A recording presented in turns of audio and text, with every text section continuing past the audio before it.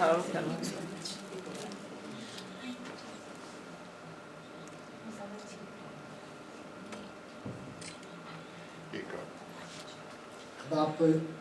ہاشمی صاحب آپ بھی اور آپ کے جو دوست ہیں وہ بھی تشریف لائیں. آپ آئیے آپ تشریف لائیں, تشریف لائیں, آپ روبینہ فیصل کو پیش کریں تاکہ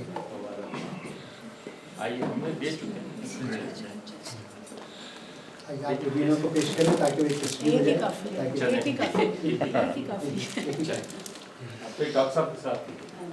ٹھیک ہے, میں آگے آ جاؤں. بہت شکریہ.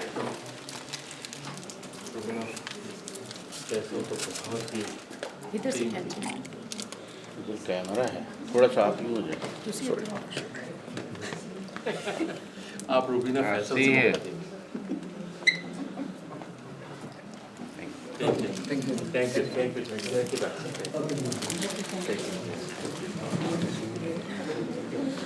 تو آپ سب جانتے ہیں کہ آج کی جو محفل ہے اس کی جو مین موٹیویشن ہے وہ روبینہ فیصل ہے, اور ان کا جو تخلیقی کام ہے, جو سفر ہے, ہم اس حوالے سے بات چیت کر رہے ہیں. تو میں یہ سمجھتا ہوں کہ یہ ویسے تو لکھتی رہتی ہیں, لکھتی رہیں گی, کریٹ کرتی رہیں گی, لیکن ان کا یہ ناول جو ہے میں سمجھتا ہوں کہ اتنا پاورفل ہے کہ اردو فکشن میں یہ ناول ان کی اہمیت کو اجاگر کرنے کے لیے کافی ہے. آئندہ آبویسلی یہ لکھتی رہیں گی, اور وہ بھی تو جوان ہیں, ابھی تو بہت ان کے قلم میں بہت زور ہے. دوبارہ میں چاہوں گا کہ وہ آئیں. یہ تو آج انہوں نے اتنی قربانی دی. میں جب ان کو میسج بھیجتا تھا کہ جی وہ اسما وارثی بھی کچھ کہنا چاہتی ہیں, جیسے بھی رفعت صاحب نے بھی کہا کہ میں کچھ کہنا چاہتا ہوں, تو یہ اتنی فراخ دل تھیں, یہ کہتی رہیں کہ کوئی بات نہیں, ان لوگوں کو بات کرنے دیں, اگر مجھے آخر میں وقت نہ بھی ملا تو ایسی کوئی بات نہیں. تو میں ان کی اس جو ہے نا ماڈسٹی کہیں, اور اس سے میں بہت. تو بہرحال ہمارے پاس کچھ وقت ہے, تو یہ آ کے ہمیں بتائیں کہ اس ناول کے بارے میں یہ کیا چاہتی ہیں کہ لوگ کیا جانیں, اور اس کہانی جو کہانی کے پیچھے بھی کہانی ہوتی ہے, بلکہ اس کو لکھنے میں بھی کچھ وقت ہوگی, اس کے بعد کی بھی کہانی ہے. تو جو بھی یہ بتانا چاہیں اس ناول سے پہلے, دوران, بعد میں, وہ آ کے آئیں. روبینہ فیصل صاحب.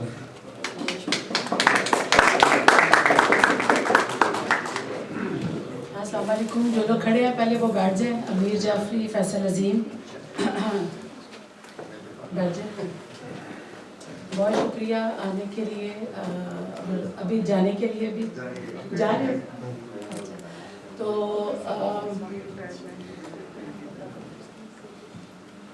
وہ جسے کہتے ہیں کہ اوور ویلمڈ ہونا, اس کی نارسائی کی جو بک لانچ ہے ناول کی, یہ پہلے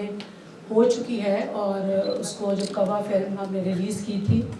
اس کے ساتھ کیا تھا, لیکن اس میں بھی کافی اچھے خیالات کا اظہار کیا تھا سب نے, مگر وہ ایک ڈفرینٹ ماحول ہوتا ہے. فلم کے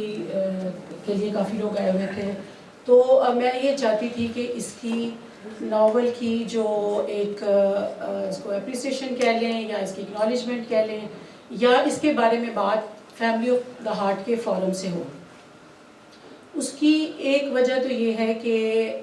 جو میں بتانا چاہتی ہوں, جو ابھی ڈاکٹر سارہ نے اپنے مضمون میں بھی ایک بات کہی, کہ جب ایک عورت یا ایک ایسی عورت جس کا بیک گراؤنڈ لٹریری نہیں ہوتا, لٹریری سے مراد یہ ہے کہ اس کے خاندان میں کوئی اس کا ابا, کوئی اس کا بھائی, کوئی اس کا چاچا, ماما کا لٹریچر سے تعلق نہیں ہوتا, اور وہ ڈفرینٹ فیلڈ سے, جیسے میں بینکر تھی اور میں اس فیلڈ میں آنا چاہتی تھی, تو ان کے لیے, اور کینیڈا میں آ کے بھی ہمیں بہت زیادہ پہلی بات فرقہ بندی نظر آتی ہے, فرقہ پرستی. آپ اس فرقے کے ہو تو آپ اس فرقے میں نہیں جا سکتے, یہ ادبی لوگوں کا یہ میں نے حال دیکھا. دوسری بات جو میں نے دیکھی کہ یہ تو بچی سی ہے, یہ کیا ہمارے ملک کو آ گئی ہے, یہ پنجابی ہے, اس کو بولنا نہیں آتا, یہ جو ہے اردو بولتی ہے تو پنجابی ٹچ آتا ہے. اور کئیوں نے تو یہاں تک کہا کہ یہ کیا اپنے آپ کو بانو قدسیہ سمجھتی ہے جو یہ افسانہ لکھے گی. بہت سی باتیں, بہت سی ڈسکریجمنٹس, بہت سی چیزیں, یہ میں اس لیے کہنا چاہتی ہوں کیونکہ نارسائی ناول میں جیسے ڈاکٹر صادقہ نے کہا کہ روبینہ کی روح نظر آتی ہے, وہ آپ کو جو بھی پڑھے گا ہر اس عورت کو, ہر اس مرد کو نظر آئے گی جو ایک ڈفرینٹ بیک گراؤنڈ سے ایک بالکل ڈفرینٹ چیز میں آنا چاہتا ہے, اور اس کے پیچھے کوئی اسٹرانگ پاور نہیں ہوتا. تو مجھے یہ سب چیزیں मिल रही थी, आते ही मुझे देखने को पड़ी। मेरा वो बेटा 22 साल का है जिसके साथ मैं प्रेग्नेंट होती थी और मैं फैमिली ऑफ द हार्ट के फंक्शंस में जाती थी। इतना लंबा हमारा ताल्लुक है। और इसमें नारसाई नॉवल का अब इस पे इंडिया में, पाकिस्तान में, इवन बांग्लादेश में इस पे स्टूडेंट्स जो हैं मकाले लिख रहे हैं। हर जब मैं सुबह उठती हूँ तो 2-3 स्टूडेंट्स के मैसेज आए होते हैं कि मैडम आपके बारे में ये बातें चाहिए, क्योंकि हमें नारसाई नॉवल मिला है। यानी इसकी सर्कुलेशन, इसकी जो एक मुझे तमन्ना होती थी कि एक एक्नॉलेजमेंट दुनिया में लिटरेचर को मिले, उर्दू लिटरेचर को, वो मिल रही है। मगर फिर भी मैंने डॉक्टर खालिद से कहा कि मुझे फैमिली ऑफ द हार्ट के थ्रू एक प्रोग्राम करवाना है। उसकी वजह क्या थी जो मैंने बताई आपको अर्ली अपनी स्ट्रगल, उसमें फैमिली ऑफ द हार्ट मेरे लिए ऐसे है जैसे एक माँ अपने बच्चे को पालती है, बड़ा करती है, जैसे डॉक्टर साहब ने खुद भी कहा, और उसके बाद वो बच्चा बड़ा होके कहे कि मैं अपनी माँ को इसके पैसे दे देता हूँ जितना उसने मेरे पे खर्च किया। ये आप उसको पैसे के टर्म्स में कभी भी नहीं कुछ कर दे सकते वापस। इसलिए और आपका क्या होता है कि आप उसका वो जो एहसान है उस वक्त का, जब आपको चलना नहीं आता था, जब आपको बोलना नहीं आता, वो आप कभी भी उसको रिटर्न नहीं कर सकते। तो ये मेरा फैमिली ऑफ द हार्ट की तरफ होता है कि मैं इनको कभी भी रिटर्न नहीं कर सकती, क्योंकि मुझे चलना सिखाया। मुझे उस वक्त जब मैं इतना हॉस्टाइल एनवायरनमेंट था मेरे लिए, और अभी डॉक्टर साहब कहते हैं शेरनी, लेकिन शेरनी तो शुरू से थी, लेकिन उस वक्त ऐसी थी कि बस स्टेज पे आने का कॉन्फिडेंस बिल्कुल भी नहीं था। मैं परवेज सलाउद्दीन को कहती थी कि वो बर्फ अफसाना जब मेरा पहला पढ़ना था तो मैंने परवेज साहब से कहा लिखा तो मैंने, तो आप पढ़ देंगे? तो डॉक्टर साहब ने और डॉक्टर डेनिस आइजक,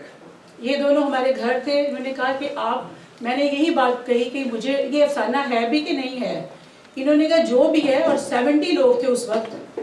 और छोटी सी मैं, और मैं इतनी छोटी थी। तस्वीर मेरी जब लगी उस पर तो परवेज साहब को लोगों ने कहा कि ये अब आप फैमिली ऑफ हार्ट में बच्चे भी डालने शुरू कर दिए हैं।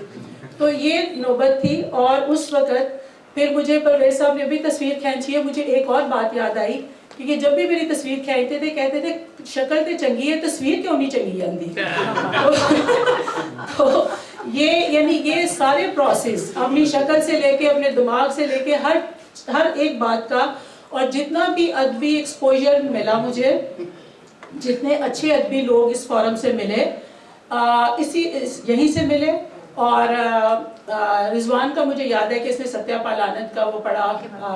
कोई उन्होंने मेरे बारे में लिखा था,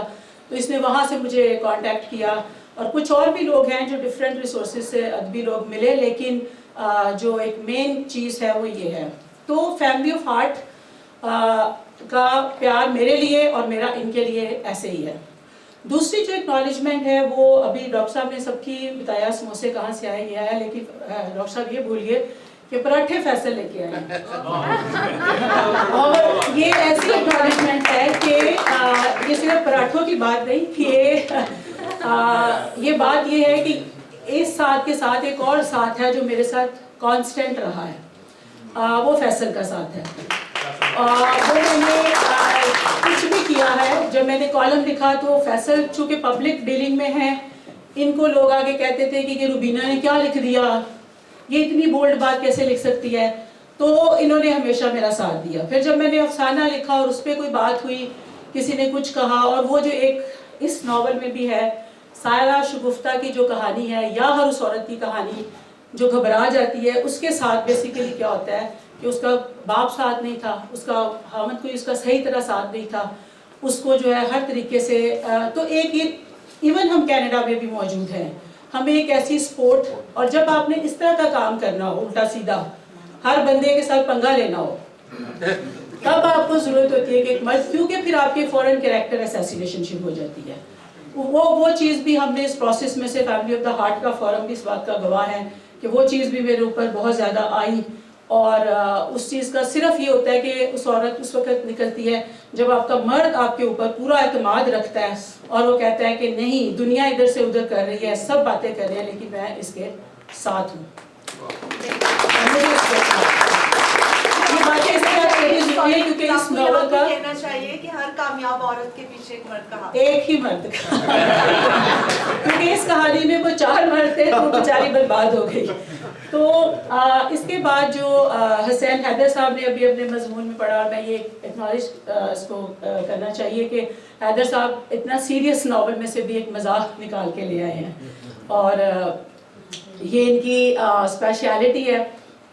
سمر کا مجھے ایکسپیرینس نہیں تھا، ڈاکٹر صاحب نے کہا سمر جو ہے وہ پڑھیں، مجھے بالکل بھی آئیڈیا نہیں تھا کہ سمر کیسا لکھیں گی، لیکن انہوں نے پڑھا ناول کو۔ سب سے بڑی بات ہوتی ہے کہ جو آپ کی تخلیق ہے اس کو لوگ جو اس پہ انٹرسٹ لے رہا ہے۔ باقی یہ کہ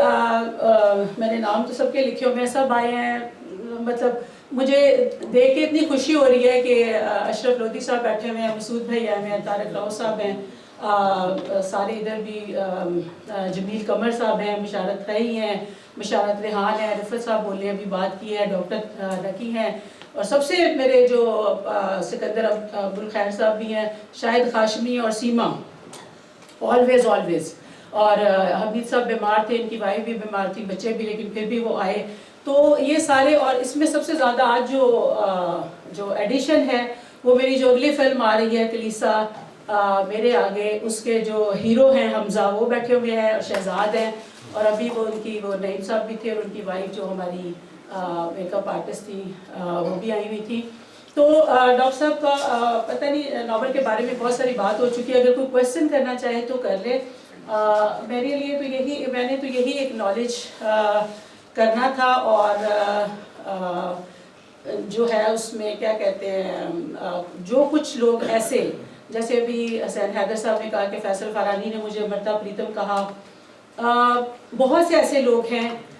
جو ابھی میں بات کروں تو شاید میری آنکھوں میں آنسو آنا شروع ہو جائیں کہ وہ اب اس دنیا میں نہیں رہے، لیکن جو آج روبینہ فیصل ہے اس کے پیچھے ان کا کوئی نہ کوئی عمل دخل، ان کا ہاتھ، ان کی اپریسیشن، ان کا، جیسے امیر جعفری پیچھے بیٹھے ہوئے ہیں، رفیق سلطان صاحب ہے، مجھے یاد ہے کوئی کچھ بھی کہے، نیلم ہے، ظفر بھائی ہیں، مجھے یاد ہے کہ پرویز صاحب کے تھرو کافی میسیجز مل جاتے ہیں، تو مجھے انہوں نے کہا کہ رفیق سلطان بھائی کہہ رہے ہیں کہ روبینہ جو بھی دنیا ادھر سے ادھر ہو جائے وہ اپنی بات پہ پکی رہتی ہے۔ تو یہ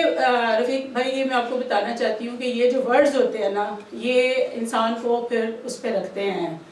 اور کرنے کی موٹیویشن دیتے ہیں۔ تو سب کا بہت شکریہ، اور صادقہ کا تو اسپیشل شکریہ اور فیملی آف آرٹ کو اور فیصل کا کوئی شکریہ نہیں، کیونکہ ان کا میرا رائٹ ہے۔ چونکہ جی چند ہمارے پاس چند منٹ ہیں، تو میں چاہوں گا کہ 2-4 لوگ جو سوال کرنا چاہتے ہیں تاکہ ایک ڈائلاگ ہو، تو میں اپنے ایک سوال سے بات شروع کرتا ہوں، پھر احمد رضوان صاحب، پھر رفت صاحب، تاکہ گفتگو ہو۔ تو روبینہ، میرا آپ سے یہ سوال ہے کہ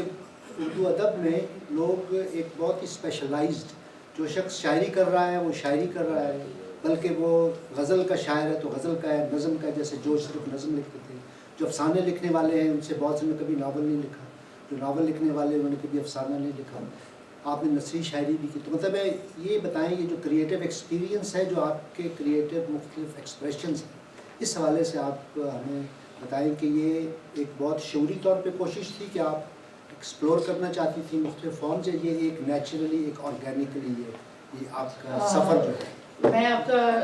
سوال کا جواب دینے سے پہلے ٹیمپی خالدہ عظما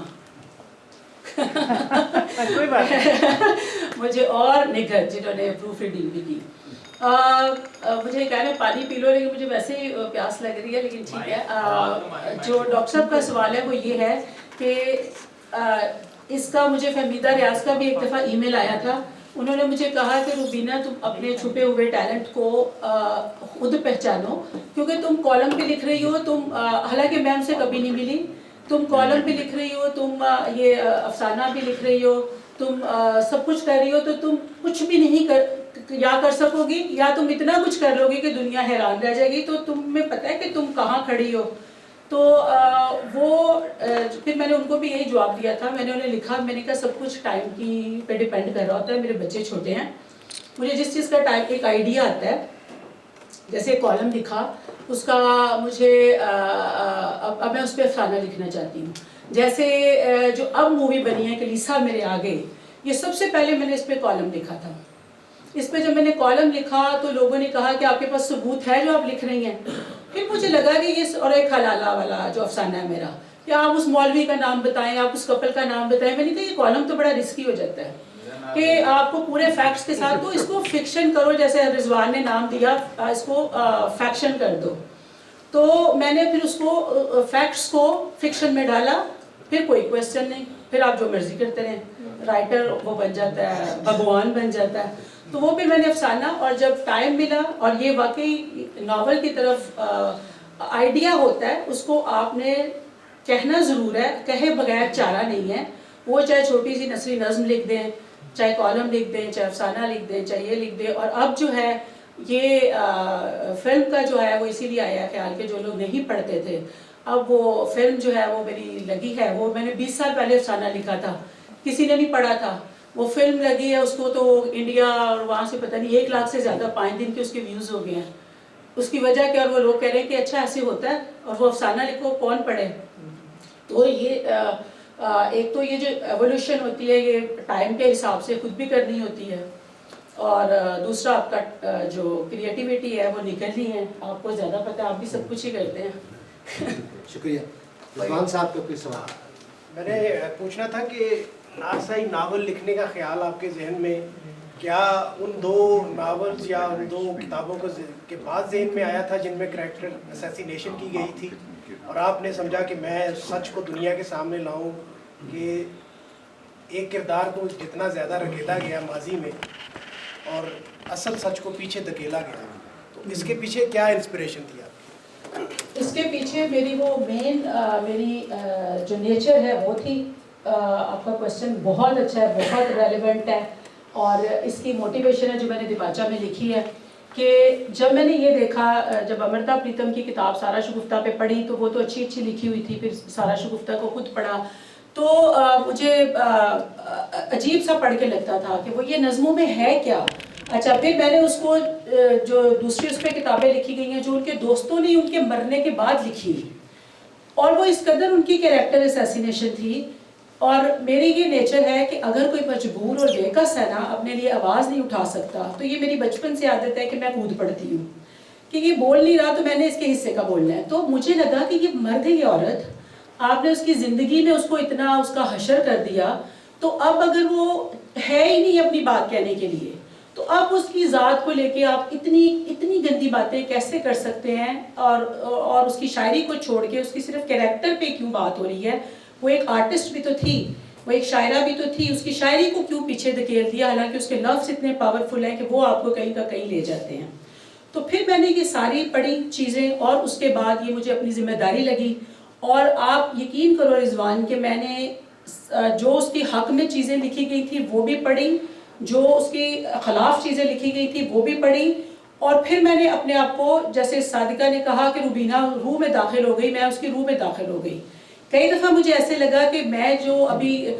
کسی نے تبصرہ میں کہا تھا کہ شاید روبینہ کی ذہنی کیفیت بھی وہ کچھ ٹھیک نہیں رہی ہوگی, رفیع صاحب نے شاید بات کی, تو وہ واقعی ایسے ہی ہو گیا تھا. مجھے ایسے لگتا تھا کہ وہ اپنی بات آ کے خود مجھ سے کہہ رہی ہے. اور جو ڈاکٹر صاحب اور صادقہ کی آج موجودگی کا یہ فائدہ ہے کہ چونکہ یہ ماہر نفسیات لوگ ہیں, میں اس کی سائیکالوجی کو ہی سمجھنا چاہتی تھی کہ ایک عورت جب ملٹیپل سیکچول افیئرز میں پلس زیادہ شادیوں میں جاتی ہے تو اس کے بعد اس کا دماغ کہاں تک یہ چیز اس کو افیکٹ کرتی ہے. کیونکہ یہ میں نے کہیں پڑھا تھا, ڈاکٹر مقصود جعفری کی کتاب میں پڑھا تھا کہ جب مرد کو یہ چیز ہوتی ہے لیکن اگر عورت اس طرح کرے تو اس کا دماغ میں پرابلم آنی شروع ہو جاتی ہے. میں نے وہ ایک لائن کو بھی ذہن میں رکھا, اور پھر میں نے اس کیریکٹر کو ایکسپلور کیا. تو جب یہ کیریکٹر میں ایکسپلور کرتی گئی تو پھر مجھے